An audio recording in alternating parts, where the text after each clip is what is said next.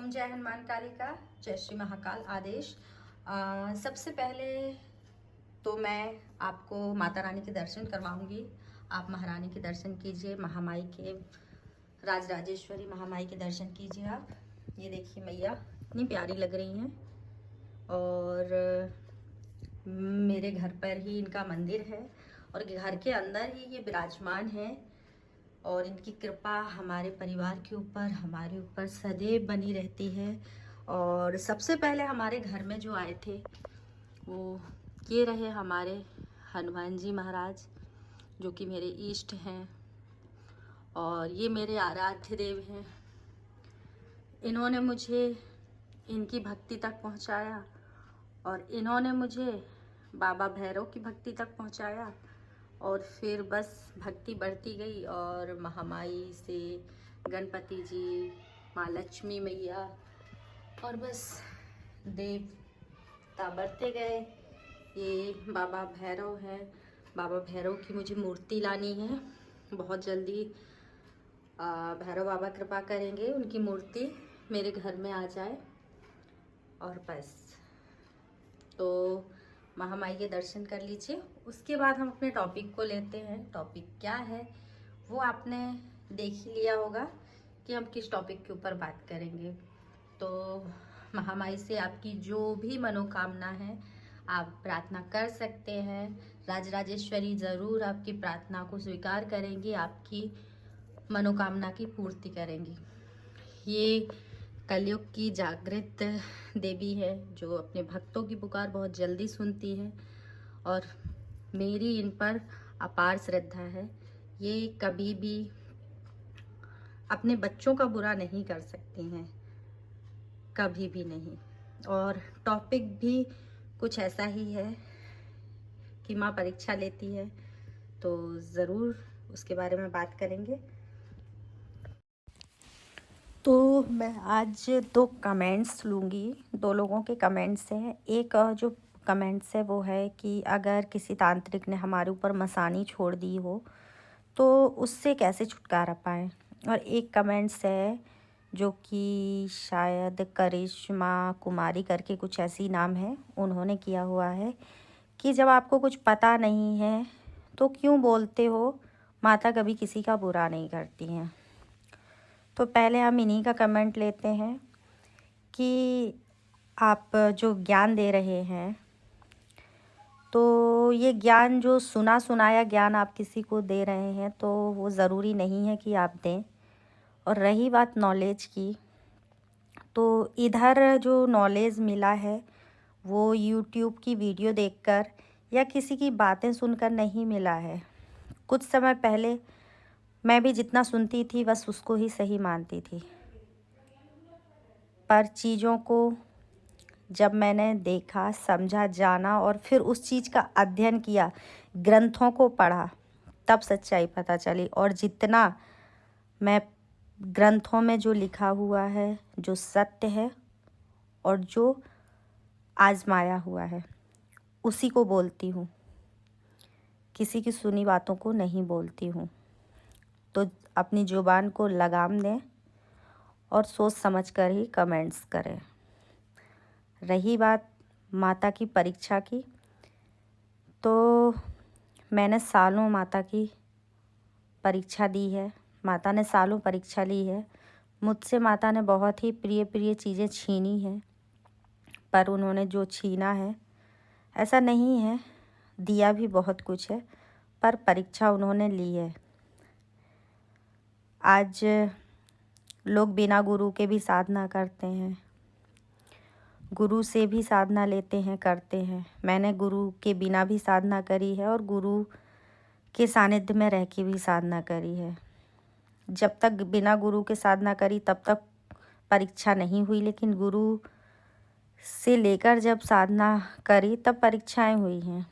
तो हम ये नहीं कह सकते गुरु के बिना परीक्षा होती है, गुरु के साथ परीक्षा नहीं होती है। माता रानी कभी भी परीक्षा ले सकती हैं, एक समय उनका होता है कि वो परीक्षा लेती ही लेती हैं।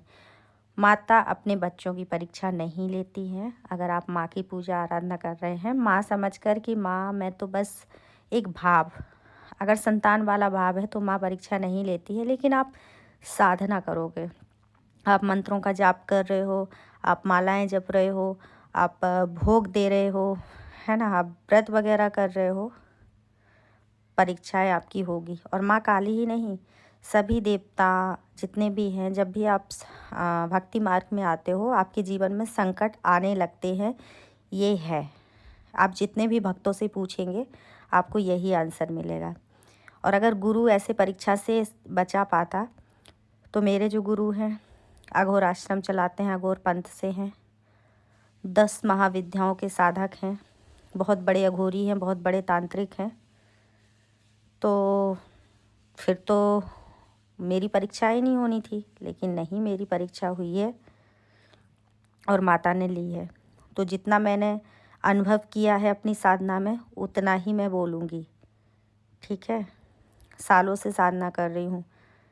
मैंने ऐसे साधना नहीं की है कि साबर मंत्र उठाया और शिव की आन देकर, गोरखनाथ की आन देकर और मरघट की काली को भोग देकर या काली को मशान को जगाया हो। नहीं, मैंने महाकाली की साधना की है, महाकाली की, वैदिक तरीके से सात्विक साधना की है।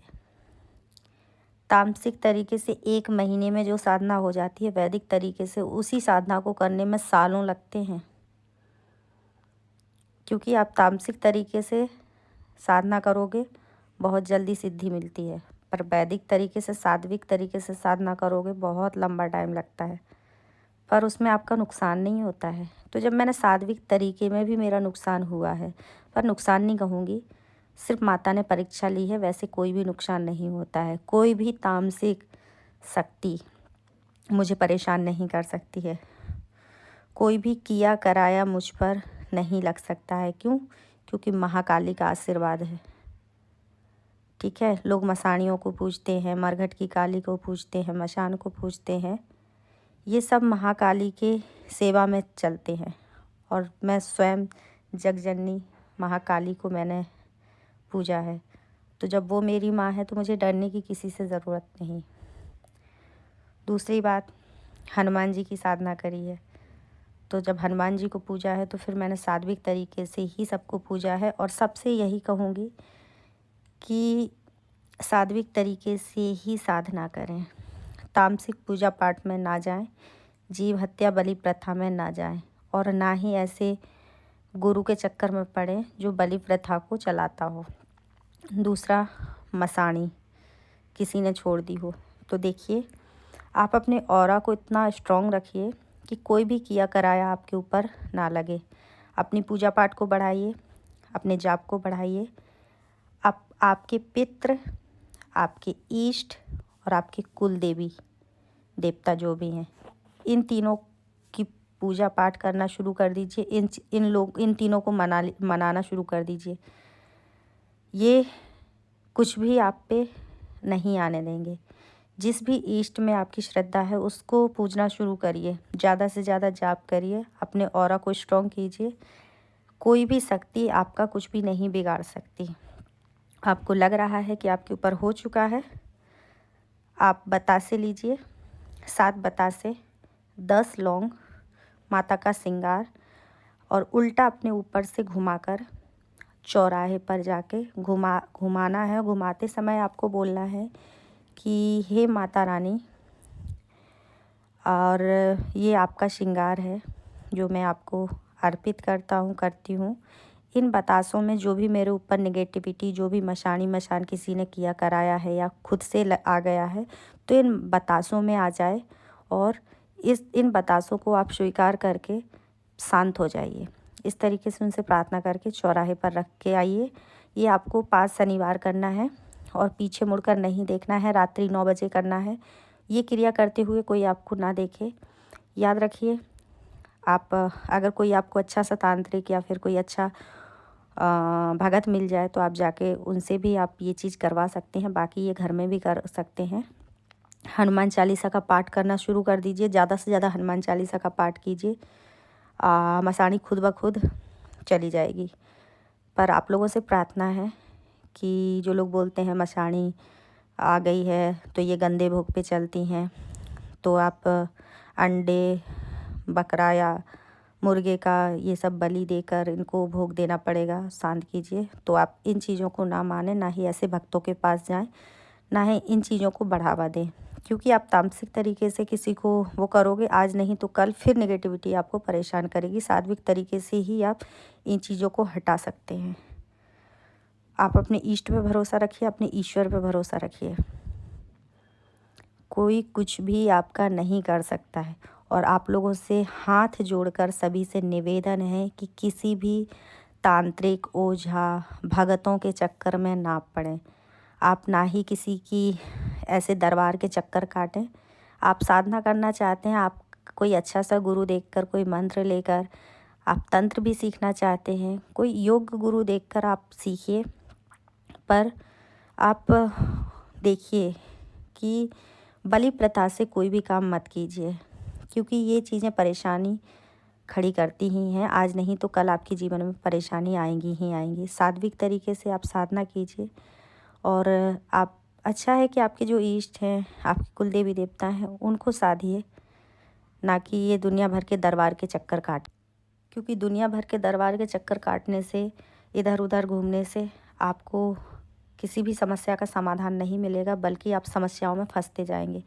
क्योंकि बहुत से ऐसे लोग होते हैं कि आप गए तो अच्छे थे, लेकिन वो कुछ ना कुछ नेगेटिविटी आपके ऊपर छोड़ देते हैं और आजीवन भर आप परेशान रहते हैं। तो आप ये चौकी वौकी के चक्कर काटना बंद कीजिए।